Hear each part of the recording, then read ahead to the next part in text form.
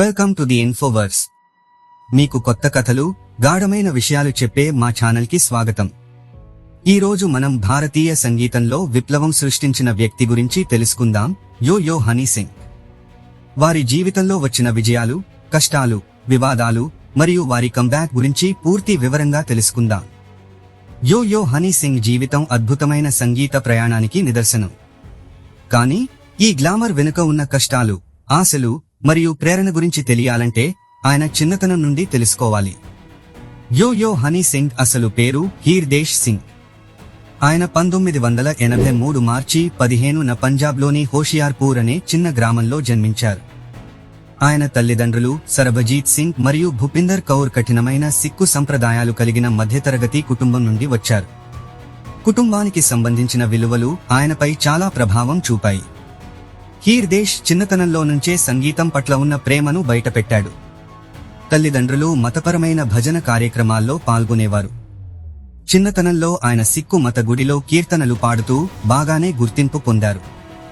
అయితే ఆ సమయంలో ఎవరికీ తెలియదు, ఈ చిన్న బాలుడు భవిష్యత్తులో భారతీయ సంగీతంలో ఒక కొత్త ట్రెండ్ సృష్టిస్తాడని. హనీ సింగ్ తమ కుటుంబంతో కలిసి న్యూఢిల్లీలో స్థిరపడ్డారు. అక్కడే ఆయన గురునానక్ పబ్లిక్ స్కూల్లో చదువుకున్నారు. చిన్నతనంలో ఆయన పాఠశాలలో సాధారణ విద్యార్థినే, కానీ తరగతి గంటల తరువాత తన సంగీత సాధనకు ఎక్కువ సమయం కేటాయించేవారు. ఆయనకు చిన్నప్పటి నుంచే స్పష్టమైన లక్ష్యం ఉంది, సంగీతం నేర్చుకోవాలి, దేశం మొత్తం తన సంగీతాన్ని వినాలి. కానీ ఈ లక్ష్యం సాధించడానికి చాలానే కష్టాలు ఎదురయ్యాయి.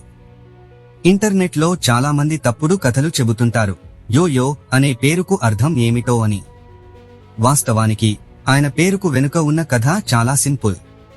యూకేలో చదువుకున్నప్పుడు స్నేహితులు ఆయనను యో అని పిలిచేవారు. ఇందులో యోర్ ఓన్ హనీ సింగ్ అనే భావన ఉంది. ఈ పేరు తర్వాత భారతీయ సంగీత ప్రపంచంలో విప్లవం సృష్టించింది. తన సంగీతాని కోసం హనీ సింగ్ తమ కుటుంబం ఇచ్చిన అన్ని ఆదాయాలను వినియోగించారు. వారు లండన్లోని ట్రినిటీ స్కూల్ ఆఫ్ మ్యూజిక్లో సంగీతంలో డిగ్రీ పొందేందుకు పంపించారు. లండన్లో ఉండగా ఆయన హిప్ హాప్, ర్యాప్, బ్లూస్ మరియు జాజ్ మ్యూజిక్ లాంటి పాశ్చాత్య సంగీత శైలులపై శ్రద్ధ చూపించారు. కానీ ఆయన మనసు ఎల్లప్పుడూ పంజాబీ సంగీత పట్లనే మక్కువ చూపింది. ఇది ఆ కాలంలో సాధారణమైన విషయం కాదు. హనీ సింగ్ మొదట ఆంగ్లంలో పాటలు రాయడానికి ప్రయత్నించారు. కానీ కొద్ది కాలానికి ఆయనకు ఒక విషయం స్పష్టమైంది, తన పంజాబీ రక్తంలో ఉన్న సంగీత శైలిని ప్రపంచానికి పరిచయం చేయాలి. లండన్లో ఉన్నప్పుడే honey Singh Punjabi folk music ని పాశ్చాత్య సంగీతంతో మిళితం చేయడం మొదలుపెట్టారు. ఆయన కొత్త సంగీత శైలిని ఏర్పరచడం ప్రారంభించారు. ఇది తర్వాత భారతదేశంలో సంగీత ప్రపంచంలో విప్లవం సృష్టించింది. ఇక్కడే హనీ సింగ్ తన ప్రత్యేకతను కనుగొన్నాడు. ఆయనకు తెలిసింది, తన స్వరం, తన పాటలు, తన స్టైల్ ప్రపంచాన్ని కదిలించగలవు. లండన్లో తన సంగీత విద్య పూర్తయిన తర్వాత హనీ సింగ్ భారతదేశానికి తిరిగి వచ్చారు.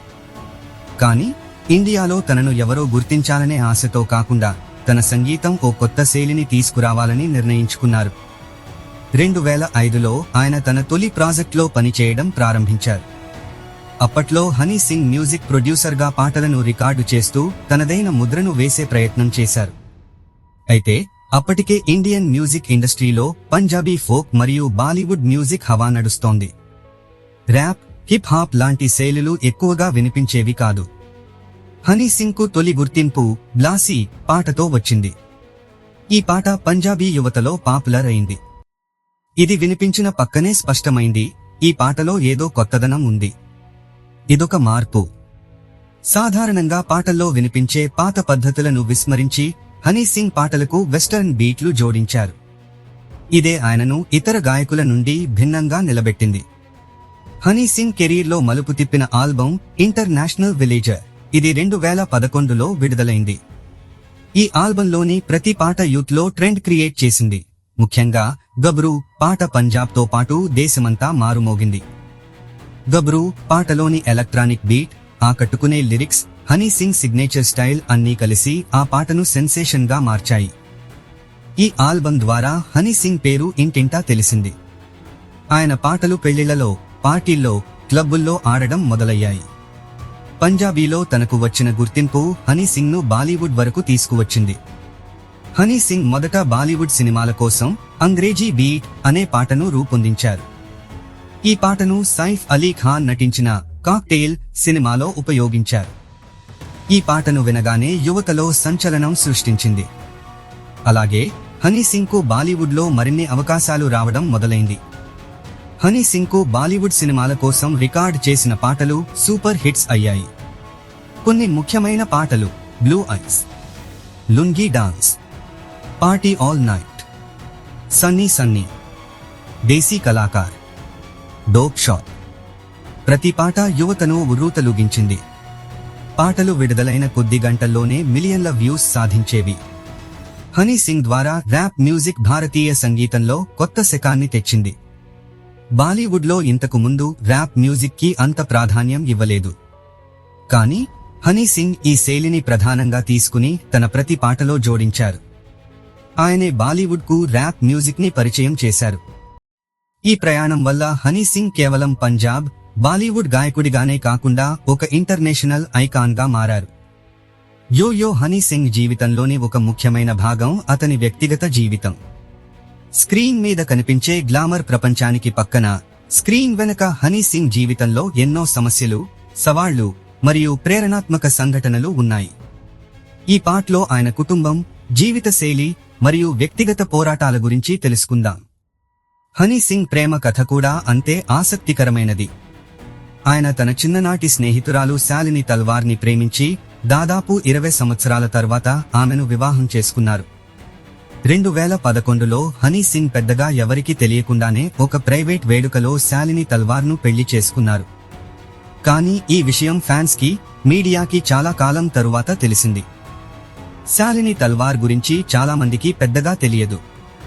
కానీ ఆమె హనీ సింగ్ జీవితంలో ఒక కీలక వ్యక్తి.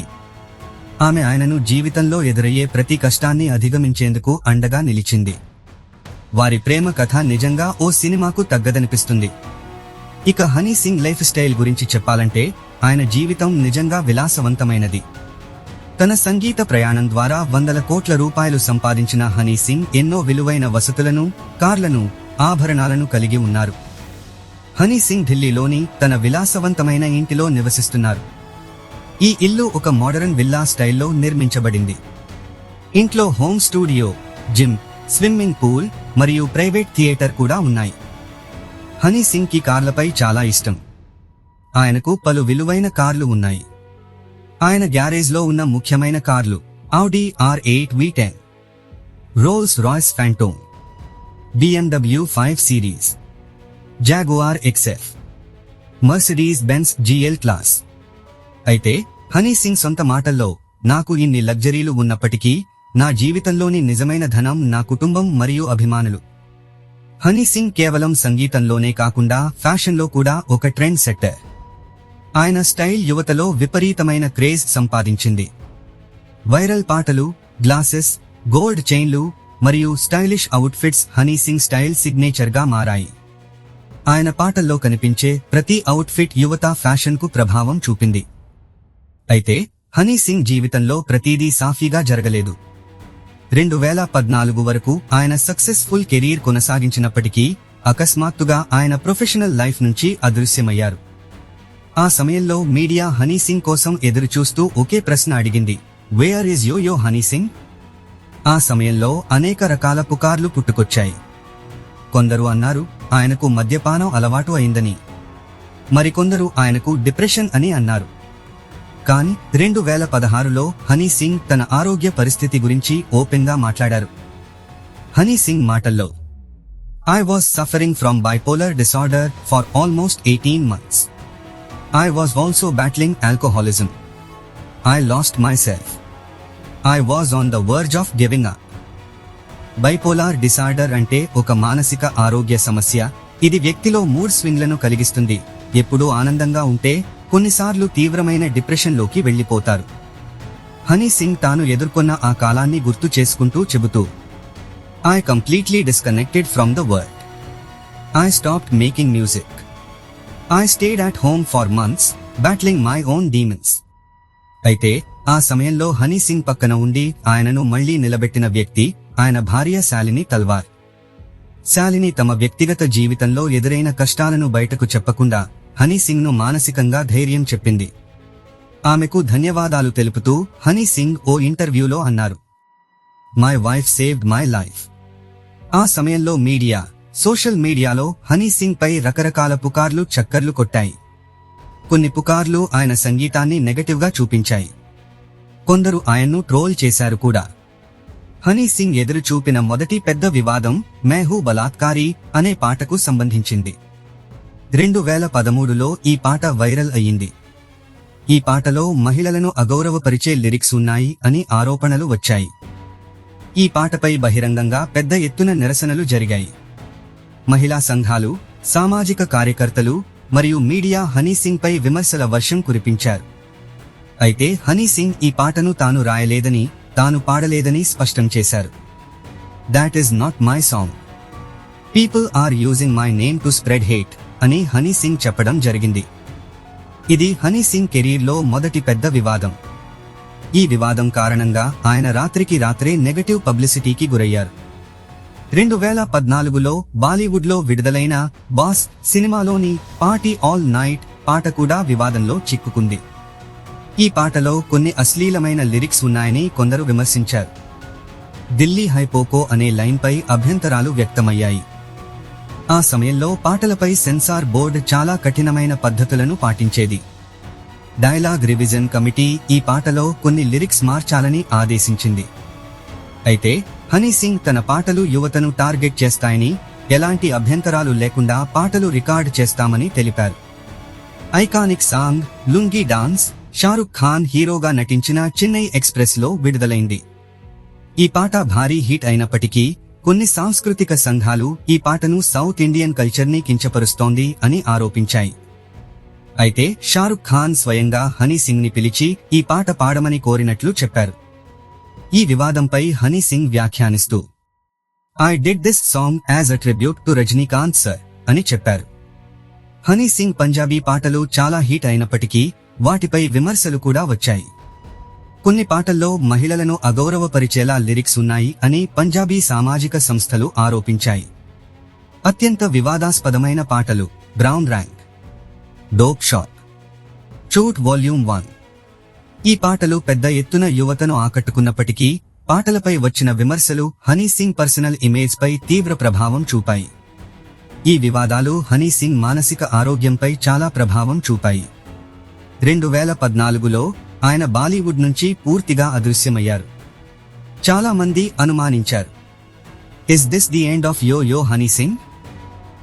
హనీ సింగ్ జీవితంలో వచ్చిన పర్సనల్ కష్టాలు మరియు వివాదాలు కలిసి ఆయనను తీవ్ర డిప్రెషన్లోకి తీసుకెళ్లాయి.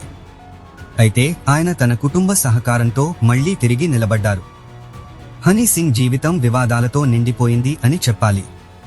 పాటలపై వచ్చిన విమర్శలతోనే కాదు, వ్యక్తిగతంగా కూడా ఆయనకు కొన్ని చట్టపరమైన సమస్యలు ఎదురయ్యాయి. 2021లో హనీ సింగ్ కు అతిపెద్ద వ్యక్తిగత సమస్య ఎదురైంది. ఆయన భార్య శాలిని తల్వార్ హనీ సింగ్ పై గృహ హింస కేసు పెట్టారు. శాలిని తన పిటిషన్లో ఆరోపణలు చేస్తూ చెప్పింది, I have been subjected to mental, emotional and physical abuse. Honey Singh abandoned me and disrespected our marriage. ఈ కేసు మీడియాలో పెద్ద సంచలనం సృష్టించింది. హనీ సింగ్ తన భార్యపై హింస చేశాడని, ఆమెను అనేక సందర్భాల్లో అవమానించాడని ఆమె ఆరోపించింది. హనీ సింగ్ ఈ ఆరోపణలను తేలికగా తీసుకోలేదు. ఆయన స్పందిస్తూ, I completely deny these allegations. These are baseless. I have always treated my wife with respect. ఈ కేసు తర్వాత కొద్దికాలం వరకు హనీ సింగ్ మళ్లీ పబ్లిక్ నుంచి దూరంగా ఉన్నారు. హనీ సింగ్ కు కొన్ని ఆర్థిక సమస్యలు కూడా ఎదురయ్యాయి. కొన్ని క్లయింట్లు ఆయనపై పర్వాలేదు అనే ప్రమాణాలు ఇచ్చినప్పటికీ కొన్ని కంపెనీలు ఆయనతో చేసుకున్న ఒప్పందాలు పూర్తి కాలేదని కోర్టులో కేసులు వేశాయి. అయితే హనీ సింగ్ తన లాయర్ల సహకారంతో ఈ సమస్యలను పరిష్కరించారు. హనీ సింగ్ తన భార్యతో జరిగిన గృహ హింస కేసును 2022లో అవుట్ ఆఫ్ కోర్ట్ సెటిల్మెంట్ ద్వారా పరిష్కరించారు. ఈ కేసు ముగిసిన తర్వాత హనీ సింగ్ తన జీవితాన్ని కొత్త దిశగా తీసుకెళ్లాలని నిర్ణయించుకున్నారు. ఆయన మీడియాకు ఇచ్చిన ఓ ఇంటర్వ్యూలో అన్నారు, I have learned a lot from my past. I am here to make music and spread positivity. వివాదాల తర్వాత చాలా మంది హనీ సింగ్ ఇక మ్యూజిక్ ఇండస్ట్రీలో చోటు దక్కించుకోలేడని భావించారు. కానీ ఆయన కమ్బ్యాక్ కింగ్ అని మరోసారి నిరూపించారు. తన గ్యాప్ తర్వాత విడుదలైన ఫస్ట్ కేస్ పాట పెద్ద హిట్ అయింది. ఈ పాట యూత్ లో విపరీతంగా పాపులర్ అయింది. దీనికి ప్రత్యేకత ఏమిటంటే ఇది యూత్ ట్రెండ్ ను టార్గెట్ చేస్తూ రూపొందించబడింది. ఫస్ట్ కిస్ పాట యూట్యూబ్ లో 100 మిలియన్ల వ్యూస్ క్రాస్ చేసింది. 2021లో విడుదలైన సయ్యాజీ పాట కూడా బ్లాక్ బస్టర్ అయ్యింది. ఇందులో నేహా కక్కర్ తో కలిసి హనీ సింగ్ పాడారు. పాటలో ట్రెడిషనల్ మ్యూజిక్ మరియు వెస్ట్రన్ బీట్స్ కలిపారు. ఈ పాటలో మహిళలను బలంగా చూపించడంపై పెద్ద ఎత్తున ప్రశంసలు వచ్చాయి. ఇది హనీ సింగ్ స్టైల్లో ఒక కొత్త మార్పు అని చెప్పొచ్చు. 2022లో విడుదలైన కాంతాలగా పాట హనీ సింగ్ ఫుల్ స్వాగ్ తిరిగి తీసుకొచ్చింది. ఈ పాటలో వెస్ట్రన్ బీట్స్ తో పాటు పాత హిట్ పాటలకు మోడర్న్ టచ్ ఇచ్చారు. ఈ పాటలో యూత్ కు బాగా కనెక్ట్ అయ్యే స్టైల్, డ్రెస్సింగ్ మరియు బీట్స్ ఉన్నాయి. ఇది మరోసారి హనీ సింగ్ ను టాప్ లెవెల్ మ్యూజిక్ ప్రొడ్యూసర్ గా నిలబెట్టింది. హనీ సింగ్ తన జీవితంలోని అన్ని వివాదాలను ఎదుర్కొన్న తర్వాత తన దృష్టిని కొత్త దిశగా మళ్లించారు. తాజా ఇంటర్వ్యూలో ఆయన చెప్పారు, "I am more focused on my mental health now. I have realized that music is my therapy." ప్రస్తుతం హనీ సింగ్ ప్రతిరోజు జిమ్ చేయడం, మెడిటేషన్ చేయడం మరియు సంగీతంపై పూర్తి దృష్టి పెట్టడం చేస్తున్నారు. ఆయన చెప్పిన మరో ఆసక్తికర విషయం, "I don't care about controversies anymore. I want to focus on my fans and make good music." Honey Singh ప్రస్తుతం తన యో హనీ సింగ్ మ్యూజిక్ లేబుల్ ద్వారా కొత్త కళాకారులకు అవకాశాలు అందిస్తున్నారు. ఆయన సంగీత ప్రపంచానికి కొత్త టాలెంట్ ను పరిచయం చేసే పనిలో ఉన్నారు. హనీ సింగ్ ప్రస్తుత జీవితంలో ముఖ్యంగా పలు ప్రాజెక్టులు, బ్రాండ్ ఎండార్స్మెంట్లు చేస్తున్నారు. Pepsi, Myntra, Coca Cola, Tata Motors. ఆయన బ్రాండ్ ఎండార్స్మెంట్స్ కోసం ప్రత్యేకంగా సాంగ్స్ కూడా తయారు చేస్తున్నారు. ఆయన కొత్తగా రూపొందించిన బ్రాండ్ కమర్షియల్ పాటలు సోషల్ మీడియాలో ట్రెండ్ అవుతున్నాయి. హనీ సింగ్ అంతర్జాతీయ కళాకారులతో కూడా పాటలు రాశాడు. వారు జై సింగ్, పిట్బుల్ మరియు స్నూప్ డాగ్ వంటి ప్రముఖులు. ఈ సహకారాలు భారతీయ మరియు పశ్చిమ సంగీతాన్ని కలిపి విశ్వవ్యాప్తంగా ప్రతిభను ప్రదర్శించాయి. హనీ సింగ్ వివిధ దేశాల్లో ప్రదర్శనలు ఇచ్చాడు, ముఖ్యంగా యుఎస్, యుకే మరియు దుబాయ్ లాంటి నగరాల్లో. అక్కడ అతని అభిమానులు పెద్ద సంఖ్యలో సందర్శించారు.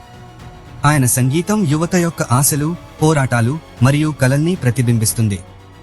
హనీ సింగ్ పాటలు వినేవారు యువత తనలోని వ్యక్తిత్వాన్ని గుర్తించగలుగుతారు.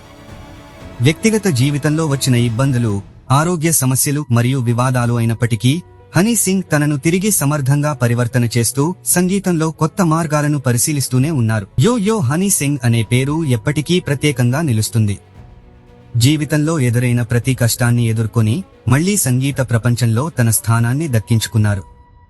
తన కథ మనకు చెప్పేది ఒక స్పష్టమైన పాఠం. ఎంత కష్టం వచ్చినా సరైన దృక్కోణం ఉంటే మనం ఎప్పుడూ తిరిగి నిలబడవచ్చు. యో హనీ సింగ్ యొక్క ప్రయాణం సంగీతం, కష్టాలు మరియు మరల సంస్కృతికి ఇచ్చిన మార్గదర్శకంగా నిలుస్తుంది. ఆయన పాటలు, జీవితం, యువత సంస్కృతిపై చూపిన ప్రభావం తప్పకుండా భారతీయ సంగీత చరిత్రలో ప్రత్యేకంగా నిలుస్తాయి. హనీ సింగ్ కేవలం ఒక గాయకుడి కన్నా ఎక్కువగా అతను ఒక సాంస్కృతిక అనుభూతిగా మారిపోయాడు. అతను ఫ్యాషన్, జీవనశైలి మరియు సంగీతం యొక్క మార్గదర్శకుడు. అలాగే సంగీత ప్రపంచంలో అతని భవిష్యత్తు ఇంకా చాలా స్పష్టంగా కనిపిస్తోంది. ఇది ది ఇన్ఫోవర్స్, మీరు చూడాలని కోరుకునే కథలు. మరిన్ని అప్రచురిత కథల కోసం మా ఛానల్ను సబ్స్క్రైబ్ చేయండి. వచ్చే వీడియోలో మరింత ఆసక్తికరమైన విషయాలను మీకు అందిస్తాం.